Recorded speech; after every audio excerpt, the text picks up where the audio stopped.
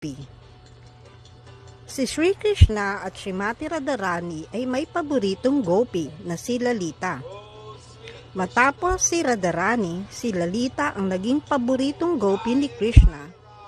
Siya rin ang pinakamatalik na kaibigan ni Radharani. Ang 8 pinakamahalaga at pinakamamahal na gopi ni Krishna at Radharani ay tinatawag na Astasakhi.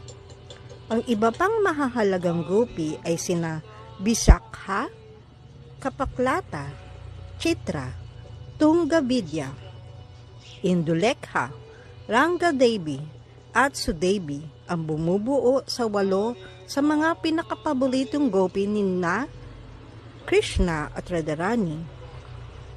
Ang 8 pinakapaboritong gopi ni Sri Radharani at Sri Krishna ay pinaniniwala ang mga pagpapalawak na Radharani, ang walang hanggang konsorte ni Sri Krishna. Sa Astasakhis, si Lalita at Vishakha tinuturing na pinakasanay sa pag-a-apply ng makeup at ang may pinakadalubhasang kakayahan. Sa Nectar of Devotion, Kabanata 24, ang isang tao na mahilig magbihis ng maayos ay tinatawag na Lalita o isang masinop na tagapag-ayos. Ang katangiang ito ay makikita kay Krishna sa 2 paraan. Minsan, inaayusan niya si Srimati Radharani ng iba't ibang barka at kung minsan naman, kapag naghahanda siyang labanan ang mga demonyo, tulad ni Aristasura, maingat niyang inaayos ang kanyang sinturon na napakaganda. Sa Nectar of Devotion, Kabanata 23, ang katangiang ito ng pagiging Lalita sa personalidad ni Krishna ay inilarawan ni Yajnapatni, ang asawa ng isa sa mga Brahman na nagsasagawa ng mga sakripisyo sa Brindaban. Sinabi niya sa kanyang kaibigan na isang araw, si Srimati Radharani kasama ang kanyang mga kasamahan ay nagpapahinga sa kanyang hardin. Sa mga oras na iyon, dumating si Panginoong Krishna sa pagtitipon na iyon. Matapos umupo, nagsimula siyang magkwento ng walang pakundangan tungkol sa kanyang mga nagdaang gabi sa pakikipaglaro kay Radharani.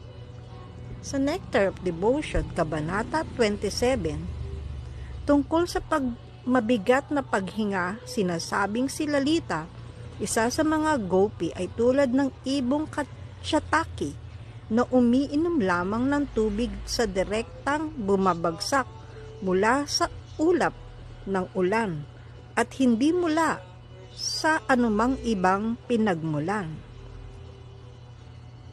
Sa pahayag na ito, ikinukumpara si Krishna sa madilim na ulap at si Lalita ay kinumpara sa isang ibong Chataki na naghahangad lamang ng presensya ni Krishna.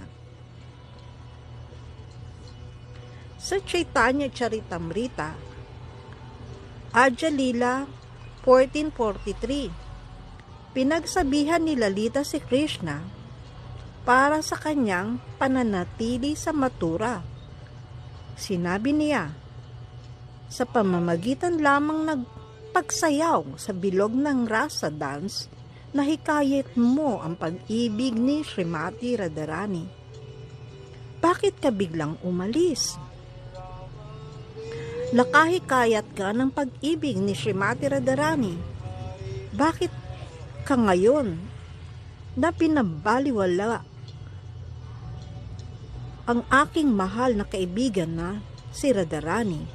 Siya ay nakahiga, halos walang malay, na iniisip ang iyong mga paglilibang o pastimes.